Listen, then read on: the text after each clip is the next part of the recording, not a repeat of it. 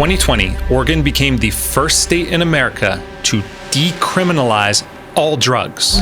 That includes meth, fentanyl, and heroin. And risky experiments. Passed by 58% spiraling addiction crisis. Breaking news, the Oregon Senate has voted to re-criminalize drugs. Voters are sick and tired of it. enabling these addicts. An implementation failure. Failed to deliver. Failed experiment. Utter failure.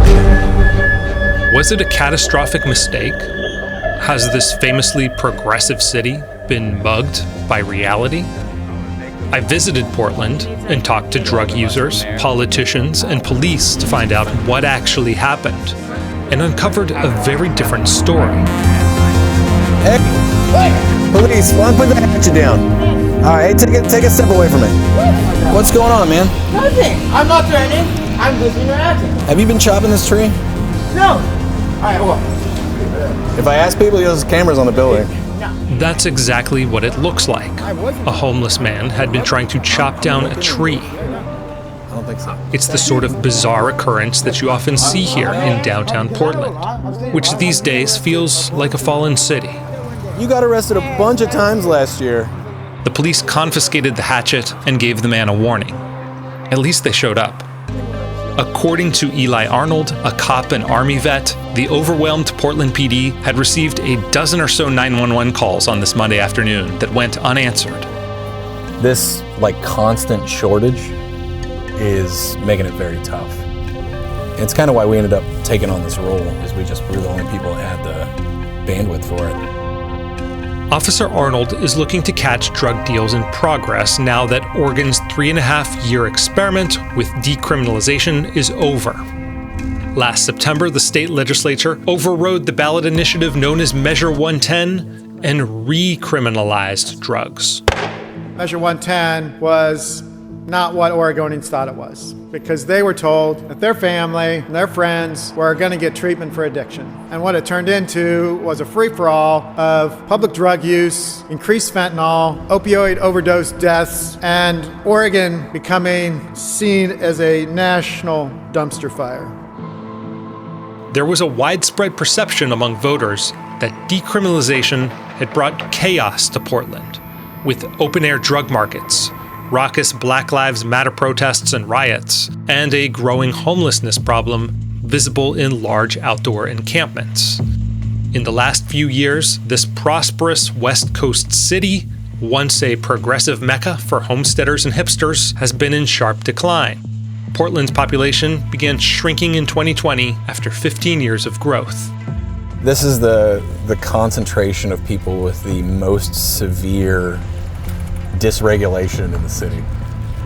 Unsheltered homelessness, schizophrenia, it's unmedicated, very severe addictions, because this is where it's historically been easiest to acquire drugs, on the street, and use. It's like traditionally you buy crack right here. Arnold says the law didn't work as intended.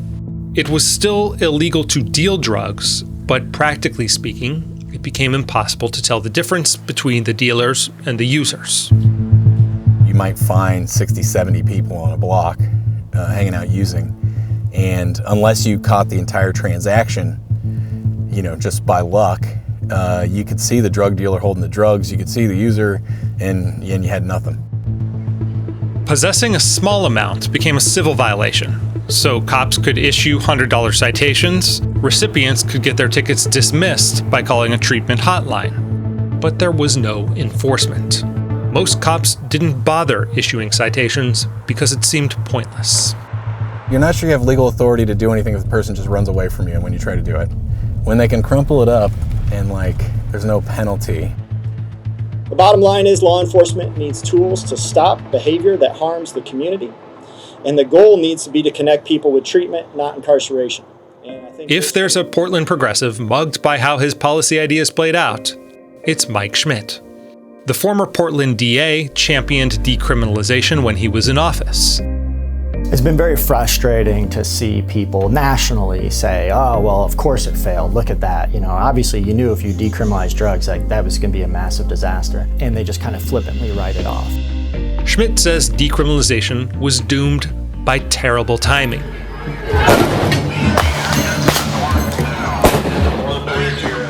I won in the primary election, which was May 19th of 2020. 6 days later, George Floyd was murdered. A couple days after that, the streets in Minneapolis and then Portland and then across the country and across the world exploded. By the summer of 2020, the peaceful demonstrations had turned violent. Protesters were smashing windows, setting trash cans on fire, and shining lights into people's homes in the middle of the night to wake them up, literally and figuratively, to the revolution that was supposedly underway. First couple days were pretty chaotic. We saw that our Justice Center, which is our jail where a lot of our arraignments happen, arraignment courts, got broken into and lit on fire. Rioters demanded the city defund the police as they set fire to a precinct with cops inside. Tents filled the sidewalks as the city suspended anti-street camping laws during the pandemic.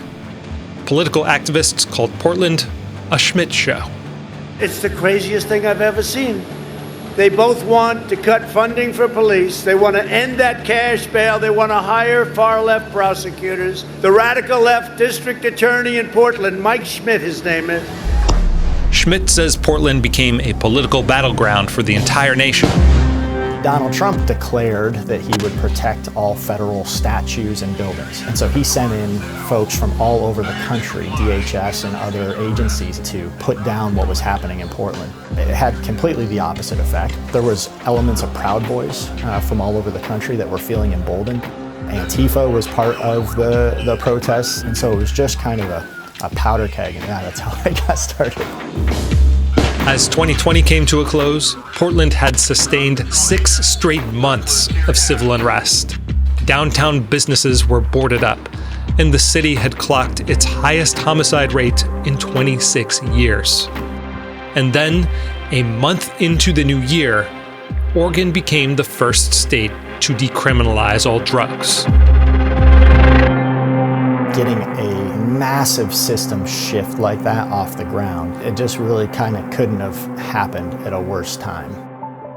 Oregon's health authority, charged with caring for drug users who in the past would have been locked up, was overwhelmed. Oregon Health Authority Cases are increasing. More cases reported in Multnomah County. Oregon has continually been ranked in something like 49th in the nation for access to treatment and services. So we had a massive deficit. With a lack of treatment facilities and lax enforcement, Portland became a safe haven for drug users to pitch tents on the street and get high out in the open. That's how downtown Portland is. I spoke with a meth user named Michael. Why is there so much homelessness and drug use on the streets of Portland? Because we're the only state that ever decriminalized, made drugs legal. Some people specifically came here because of that? You could talk to some people that come all the way from the East Coast over here. He also says he barters for drugs with supplies from the needle exchanges, funded in part by Measure 110. I can get a free pipe from here and say, hey, I'll trade you this pipe for a 10 of this, or trades type shit. You get a free pipe from the needle exchange? The needle exchange, and you can barter for it. Yeah. But that place at night, 13th and Jefferson, right there by the Needle Exchange, that is one of the hottest places in downtown. I think that putting people in jail and incarcerating people for a disease is wrong. Haven Wheelock is the manager of Outside In, one of the nonprofits that receives state funding under Measure 110 and provides clean needles, anti-overdose medication, and other life-saving supplies for drug users. She played a lead role in getting decriminalization on the ballot in Oregon, and she appeared in a campaign ad urging voters to approve the measure. We know that people who are dealing with substance use disorders are stigmatized, marginalized. No one who has diabetes goes to jail for eating a donut, right? But yet we still are jailing people because of symptoms of their addiction. If you're diabetic and unhealthy, you're not really causing harm to other people, and the reason that people who are using drugs go to jail is usually they're acting out in some antisocial way. I'm going to push back on that a little bit, right? Because if you are acting out in antisocial ways, there's crimes against that, right? It's not the possession of the drug, right? If you're stealing to support your habit, it is illegal to steal things, right? And that is a jailable offense. Drug use is a classic victimless crime, but being imprisoned for only drug possession is quite rare, both nationally and in the state of Oregon. In 2023, there wasn't a single state prisoner locked up for just drug possession. And while drug use itself may be victimless, when it happens out in the open, it tends to negatively impact quality of life. When you look at the frustration that was built up by, people who were, just doing the things that everybody gets to do, get to take their kids to school, go to work. I mean, I felt it the same way. I don't like seeing people shooting up where I have to explain to my kids what's happening right now, and then also maybe not feeling safe because you're not sure if a person's in their right mind. Like, that's not okay. Was there any way that Oregon could have decriminalized drugs without destroying the quality of life in Portland? Or does Oregon's example prove that decriminalization simply can't work? Well, obviously not, because decriminalization has been used extensively in Western Europe and some other parts of the world with great success. Ethan Nadelman is the founder of the Drug Policy Alliance, a nonprofit that helped craft Oregon's decriminalization law. He's referring to a model that was pioneered in Portugal, which became the first country to decriminalize all drugs in 2001. Overdoses and disease transmission fell, inspiring similar approaches in Frankfurt, Amsterdam, and Zurich, where the police enforced zero tolerance against open-air drug scenes with the goal of moving drug use off the streets and indoors. When you look at how well it's worked around the world for 20 years, I was in Zurich, and one of the safe injection sites was on the second floor of a building. The first floor was a police station. And that's the way, and it was, you ask the cops, what do you think about that? He goes, we have no problem. They're doing it out, they're out of sight. It's not a problem for us. It works well for us. That sort of pragmatism is really what we need in the US. Portugal's drug czar explained to a Vancouver journalist that decriminalization is not a silver bullet. If you decriminalize and do nothing else, things will get worse. When you decriminalize drug possession, that doesn't mean that you're decriminalizing drug use on the streets. It doesn't mean that you're decriminalizing disorderly behavior on the streets. Those things need to go hand in hand. That's what the European approach taught us. At the center of a new Portland City budget, it cuts more than $15 million from the police bureau. Getting rid of more than 80 police officer positions, mostly... Decriminalization coincided with the defund the police movement and a 6% budget reduction for the Portland PD. In contrast, when Portugal decriminalized drugs in 2001, the cops stepped up enforcement as the policy took effect. The authorities in Lisbon dismantled shantytowns, relocated their inhabitants, and broke up an open-air drug scene known as the Supermarket of Drugs. There's nothing that disturbs people across the political spectrum than having people who are poor and using drugs, sometimes out in the open, in public places. I mean, there's no way you can have a progressive drug policy and a decriminalization policy without taking care of that issue. The Europeans were very clear about that. When they did harm reduction, when they did decriminalization, it came with a policing policy that said we're not going to tolerate this stuff in our parks and our streets.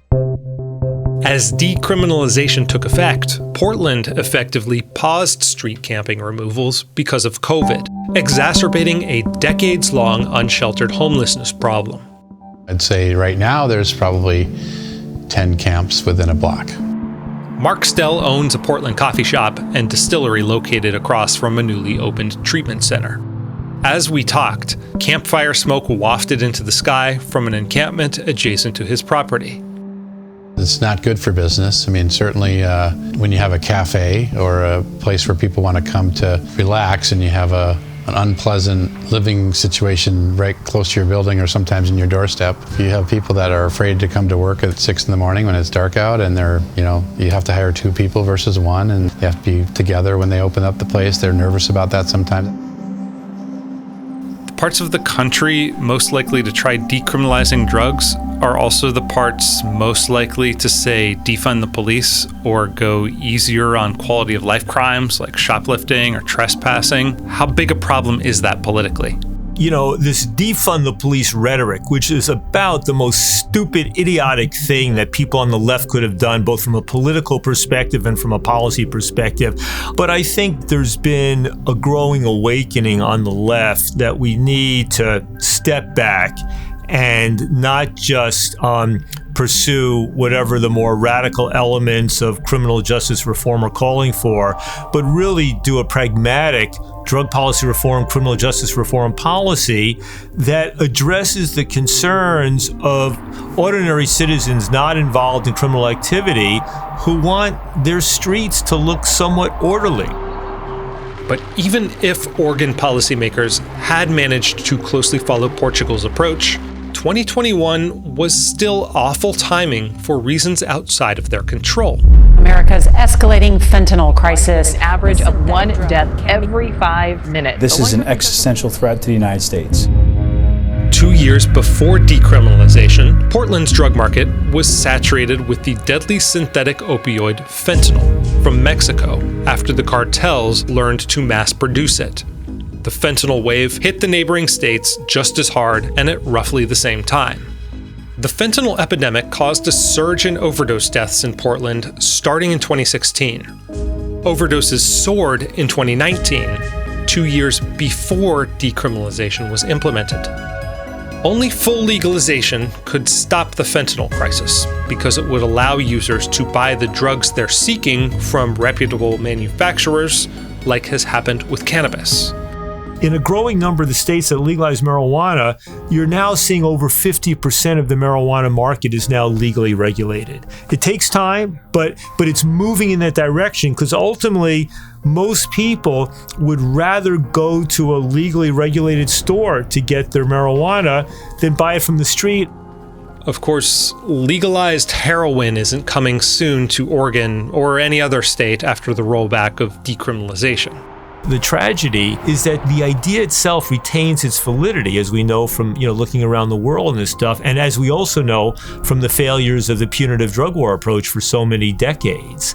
The problem is, if Oregon had succeeded, we might have seen Washington State and California and some northeastern states and some more and more blue cities in the red states, beginning to do more on this front. Though legislative change might be hopeless, several cities, including Portland, are implementing some best practices anyway. I think what we may see is a growing embrace of pragmatic strategies based upon the principle of decriminalization without the laws actually changing. I witnessed this shift in Portland firsthand. To see all of these different organizations, from treatment to other peer housing, employment, fire and EMTs, law enforcement, when we have those specific days of coordinated access, holy moly, it's beautiful. Janie Gullickson oversees a new collaborative program for outreach workers, police, and emergency responders based on the Portugal model, which the city has been able to pilot even though officially the state reversed decriminalization. Essentially, what happens is law enforcement just calls a dedicated cell line that we have and we go out. Provide transportation. This outreach team was responding to a complaint about a man camped outside a local business. Knock, knock, outreach. We're just checking on you guys. Yeah. How are you guys doing today? Wes, I'm good. How are you? I'm okay. You guys got some water and stuff? I do have a water, yeah. I'll take a water. Okay. How are things going? Pretty good. I'm getting ready to move because I already got posted. Okay. They've been out here trying to offer him help for many months, and now the team's all coming here, and I'm going to make some calls and see if we can get him some help here. But nothing's ever for sure, right? And services, there's never enough services, but we're going to do our best. I see a lot of you and myself, right? I think that it might be doable, and I would like to try to get involved in that tiny home process with you, right? And do it with support, right? Before he became an outreach worker, Rico Meja once lived on these streets himself. I was down here on the streets of downtown Portland for 10 years. I've been in every doorway, every bus stop. A lot of people said I was beyond help, and I had one person that believed in me and helped me get into treatment, get into housing and employment. I asked that one person, why are you helping me when no one else would? He said, I believe one day you'll be able to help a lot of people. I'm gonna make a call. It's usually a wait list. I had one person that believed in me when I didn't believe in myself. So that's what me and Jordan get to do, is we get to come down here and ask people, can we be that one person for you? Can I help you? Arnold sees the program as a positive development. The nice thing about it is, even now, I might have to arrest somebody, but there's 2 other people next to them who clearly have addiction problems, who need some sort of intervention. And I can say, you know, have you guys thought about it? Have you tried treatment? What we're seeing today in Portland is that more important than officially decriminalizing drugs is a shift in perspective. Drug abuse has to be treated like a public health problem, and the public health system has to be up to the challenge of providing treatment. The city is also trying a new approach called deflection, championed by, among others, Mike Schmidt, who has been doing legal advocacy work since losing his re-election bid in January. We can treat addiction like the health issue that it is, while also holding people accountable for their actions and how they impact our community. This is a new program, and we're building it from scratch. Opting into deflection through these doors. But Portland is still struggling to match Portugal's success. I visited a deflection center while it was open for business, and nobody was there. Our numbers have been low because the criteria is only for possession charge, and our leadership team is looking at expanding eligibility so we can get our numbers up. It's a $21 million program that has successfully served just a couple hundred people to date. One problem is that if a drug user has committed any other violation, such as trespassing, they're disqualified from coming here. And there's not much follow-up after they leave. Arnold says that after he drops people off at a deflection center, he expects to see them back on the street a day or so later. I basically drive them across the river here 10 blocks and drop them off. And they can walk out of there. Are the deflection centers failing because they're all carrot and no stick? Would forcing drug addicts into treatment under threat of punishment solve the problem? How do we best motivate people to get into treatment? Sometimes that is the criminal justice system. Tony Vesna runs a Portland treatment center that accepts deflected drug users. It's not humane to take somebody addicted to drugs and lock them in a prison cell forever, my belief. I also don't believe it's humane to sit and watch somebody addicted to drugs live outside in the streets and freeze to death and say, well, that's their choice. Fernando Pena, another treatment specialist in Portland, says the government should help get drug addicts off the street, but it has no right to regulate what they ingest. If you're in my backyard trying to break into my house, you should definitely get in trouble for that. I want you to get in trouble for that if you're obstructing a walkway. But bodily autonomy should be respected. A person should be able to ingest whatever they would like with no consequence. Portugal can punish drug users for refusing treatment, but it's rare in practice. Most who appear before the drug panel get off with a warning. Those deemed to have an addiction are referred for treatment, and a small subset of those refuse and face fines or other sanctions. Somebody who got picked up by the cops for possession, they'd be interviewed. Like, what's the issue? Why are you using? What's the problem? And then it would be like, it sounds like you're ready to get a job, but you just can't find. Well, let's see if we can help you with that. You know, I see you got these abscesses on your arm. Can I make an appointment for you with a doctor? They'll go, oh yeah, I'll go to see a doctor for the abscesses. I don't want those to get, more infected. And that becomes a vehicle for them beginning to take care of themselves, right? If it's somebody who's got an issue with housing, and well, maybe we can help you with that, right? It's just the little ways of helping people kind of stabilize their lives. Gullikson, who struggled with a 22-year meth addiction, says that if someone had intervened in the way that Nadelman describes, it would have saved her years of bouncing in and out of jail. At the point where I started getting arrested, did that encourage me to change? No. It was not charges or the criminal justice system. It was a lack of access to treatment, the lack of knowledge about treatment. And even though he favors keeping drug possession illegal, Vesna agrees that diverting drug users away from jail or prison is the better option. Society wants people who have substance use disorder to get help. The passage of Measure 110 affirmed that hey, you don't need to lock people up. The best way to rehabilitate people is to get into treatment. The deflection centers may be empty, but in Portugal, they found that forcing people into treatment doesn't really work. They knew that if they sent them to drug treatment, a lot of people who are actively using drugs are going to go, hell with that, I don't want to go to drug treatment. So, Portugal's public health system directs them to health clinics and into temporary housing, so at least they're no longer living on the street. That approach might be the best option for Anna, a homeless woman who says she's not interested in treatment. Everybody immediately wants you to just drop everything and get into a detox. That's their answer, but that's not the answer for everybody. What if somebody needs to stay on methadone because they're in pain? Or, what if they just want to explore pain options or just go to a doctor who may know me and understand my situation and my pain issues before you try to shove me into a detox and get me your level of clean. As we chatted, city contractors were dismantling her encampment because it was across the street from an elementary school. But she was planning to set up camp in a different spot. Why don't you just go inside a shelter?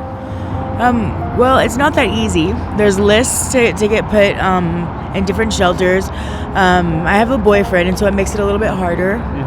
We want to get into a family shelter or a couple shelter, and those aren't very readily available. To better help people like Anna, Portland doesn't need to wait for any changes to state drug laws. It needs to establish a clearer pathway off the streets and into shelter.